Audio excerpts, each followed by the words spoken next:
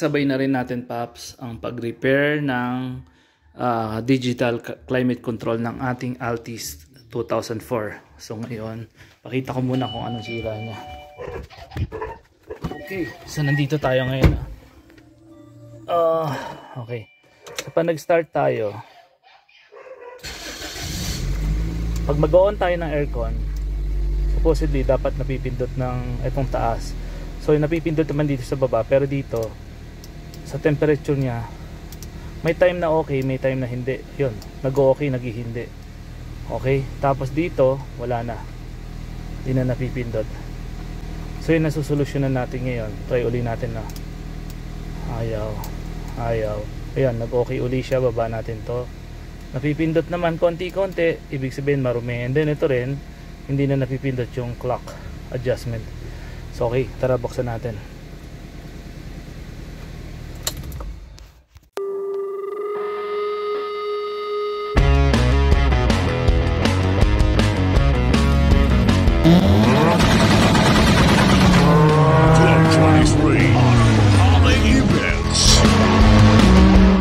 To. Okay. Tagalin natin dito. Mahugot yan. Lasin muna natin to. Then next, ang ating shift knob. Lasin natin to para hindi hambalang. Okay, lagay natin dyan. Then next, lasin natin to. Lagay natin dyan. Ito hindi naalis, ngayon na talaga yan. Okay, may mga tornilyo rito, so kailangan natin buksan. Ito, hilahin natin to. Dahan-dahan lang po kasi medyo brittle na to at medyo may edad na.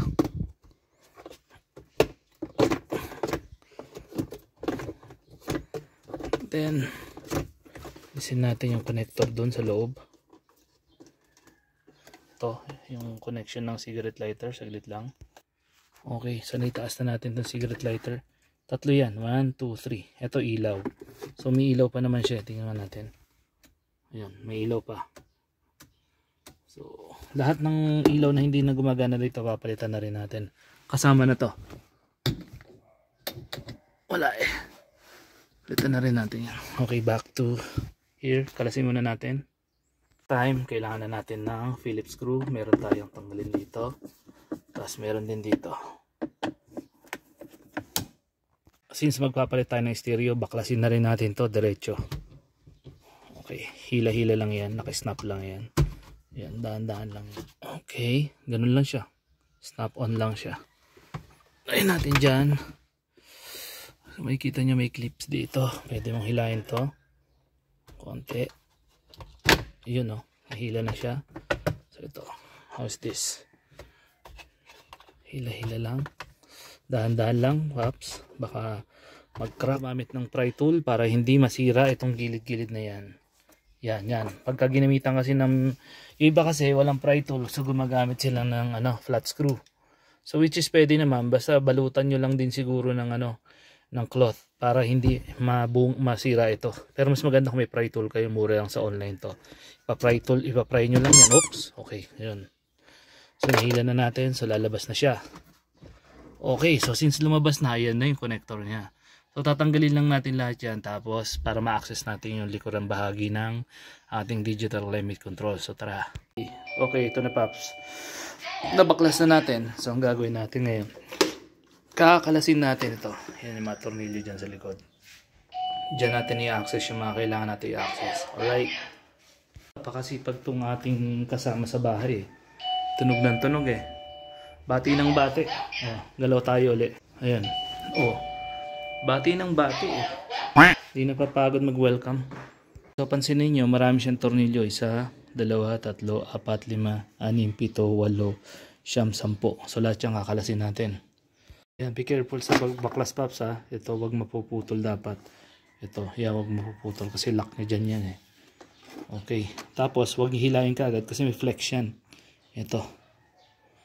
Okay. So, dito yung flex niya. Yan. Ito yung tinanggal natin. Dahan-dahan natin babaklasin to dito. Yan. Para may access tayo. Hindi na siya maputol pa or whatever. Kung ano man ang mangyayaring hindi ka nais-nais. So, ngayon, may tornilyo rito, i-access natin yung loob kasi kailangan malinis yung buttons nya. Yun ang titirahin natin. Dahan-dahan nyo iangat. Parang compute CPU, parang may processor pa eh. Okay, so dapat din meron kayong lalagyan na ganyan para hindi na may misplace yung mga tornilyo nya. Ito, ilaw yung mga yan. Ilaw. Yan. Okay, subuksan na natin. Dahan-dahan. So ayun, na-access na natin. May ilalabas na natin. Ayan ilabas na natin. Tapos, teka. Okay. Yan, lilinisin na rin natin yung mga salamin na yan para talaga malinis mamaya. Okay, so iisang tabi muna natin. Okay, so ito na. Yan yung mga buttons nya. Yan Yan. Yan yung mga lilinisin lang. Actually, linis lang naman gagawin natin. Yan.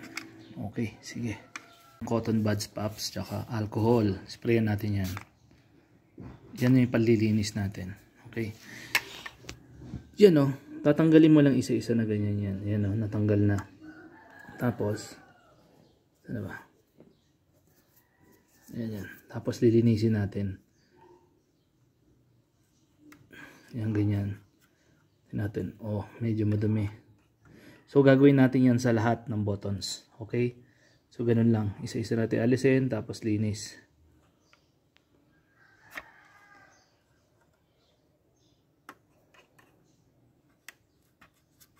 Okay. Linisin na rin natin tong connector ng flex nya. Okay. Ito paps, natuklasan ko. Tignan nyo. May overspray siya, diba? Ayan Ito overspray dito. Urig naman to na na 1.8G na top of the line. So ibig sabihin, pininturahan lang pala tong na to. Itong wood trim na to. Hindi siya talaga wood. Look alike lang. Ganun. Kasi meron pang overspray. But anyway, forma pa rin. Ganda pa rin. Okay. So ngayon, lilinisin natin yan. Yan salamin na yan. Kung mapapansin ninyo, ayun madumi siya, diba? Nabuksan na rin lang. Lilinisin natin yan para clear na clear. Okay. Ayun na natin yung mga yan. Linisin na natin lahat para all goods. Malinis na malinis talaga. Ito yan. Okay. Tissue gagamitin natin paps dito. Ay, luminis agad. Ito makikita kong marami. Linis. Okay. Ilang paps magbaklas. Ang problema natin, ang magkabit nito. Ito parang pinaka-spring niya. Yan dyan. Pag wala kasi yan, hindi magbabounce back yung yung buttons niya. So ito ibabalik natin. So paps, naibalik na natin lahat ng rubber niya. Yung parang spring niya. Yan mga yan. Ang hirap pala ibalik yan. Diyan tayo nagtagal. So ngayon, babalik na natin lahat. Tapos testingin na natin. Okay papi, nakabit na natin. So ngayon, moment of truth, testingin natin. Bago natin ikabit, testingin muna natin mga ilaw. So park light natin. So ito yung sa cigarette lighter niya. Ito naman yung para dun sa tawag dito, drawer niya. So wala nang ilaw, papalitan na rin natin. Okay. Okay paps, temporary, ganyan muna natin. Bago natin i-fix, testingin muna natin na ganyan. Okay, so start tayo. Tignan natin aircon.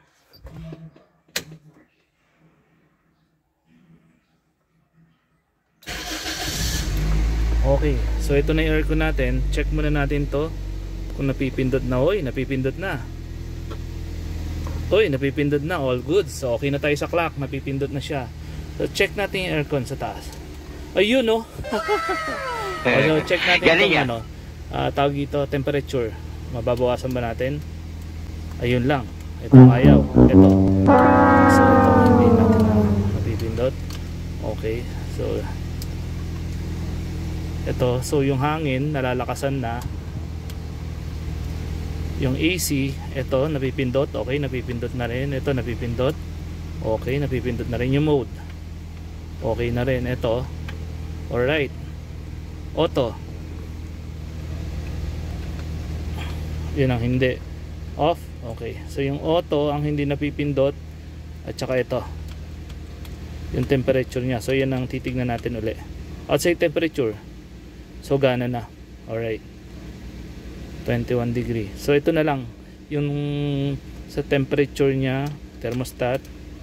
Tapos itong auto hindi napipindot, tsaka ito napipindot. Okay, so yan, 1, 2, 3. Yan ang gagalawin natin ngayon. Okay, 2,000 years later. one more try. Ni-repair natin tong temp control niya kasi kanina, di ba, all working na siya, lahat ng buttons dyan except tong auto tsaka tong temp control na dalawa, taas baba. So ngayon, hoping na gumana yung powers natin. Okay, so try natin tong temp control kaagad tayo. Ayaw. AC. Ayan. So gana yung AC. Ayun. Nabababa na siya. Okay, taas. Oh, nice. Auto. Oh, nice. Thank you, Lord. So now it's working. Everything is fine. Okay, umiilaw na rin lahat. Rear mode. Okay, so pwede na nating ito. Okay, tumataas na. Okay, so pwede na natin patayin. Tapos i-fix na natin. Tapos yung clock. One more try. Clock. Okay, na-adjust na yung minute, yung hour. Okay, all goods. Alright, so yun. For the second time around, ni-repair natin to. Nilinis-linis. Tapos may mga ritual ng konti. So okay na siya. Ibabalik na natin. Tapos stereo naman ang i-repair natin. Okay. Tapos ito yung yung papalitan natin. So tanggalin na natin. Ito yun. Yan o. Okay, so hanap tayo dito kung meron tayong makikita na ganyang kaliit. Pero alam ko meron eh. Papi, check natin ha. Ayun o, may ilaw na. Alright, so pwede natin balik. Talpak na natin yung ilaw na pinalitan natin kanina. Diyan yan. Ay sorry, dito pala. Ayan o. Ayan, kita mo. Para pagka yung loob na itong drawer na ito, mabubuksan mo, makikita mo yung loob. Ay, yung laman. Yun. Okay, so balik na natin. All goods na tayo. Balik na ang tornilyo. Nabuksan na rin lang, linisin na natin. Yan. Talagang swerte. Talagang jackpot yung makakabili nito kung sakali bibenta ko. Kasi nalinis na halos yung kaloob-looban niya.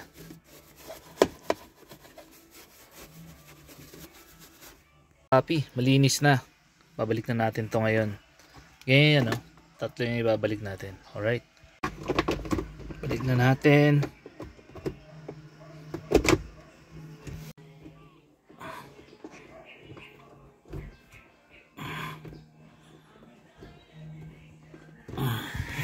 Alright. Okay. So last. Ito naman. Ito yung kaninang ilaw na kinabitan natin. Dito yan. Para kapag binuksan mo to, ting, may ilaw siya doon. Tingnan natin na. Padilimin natin. Ayun Doon yun, paps. Alright, okay. Tapos balik na natin yung shift knob nya. Okay, finalize natin. Set natin yung time. Time check, 3:35. O yun Yun Thank you. Diba? Kesa bumili tayo ng isang buong panel. 35. Yun Aircon. AC. Sorry. Aircon. Yun 21 degrees. Temperature control. Ibaba natin sa 19. Okay. Tapos yung blower. Taas natin. Ayun tumataas bumababa na. Tapos ito front. Gana. Rear. Gana. Mode. Gana. Okay, so ito naman yung circulation sa loob at labas. Gana, off. Ayun gana. Okay, so i-automatic natin, gana. Ayun gana lahat mga paps. Yun lang, tingnan natin kung malamig ang aircon. So malalaman natin yan. Then yung hazard switch. Alright, working. Sige, off muna natin. So, naibalik na natin lahat. So kung may nakapulutan kayo ng diskarte at tipid tips, budget meal, eto na yun. Siyempre dating gawin mga paps, like, comment, share, and subscribe, and Papi Power. Galing pwede diba? Tipid tips.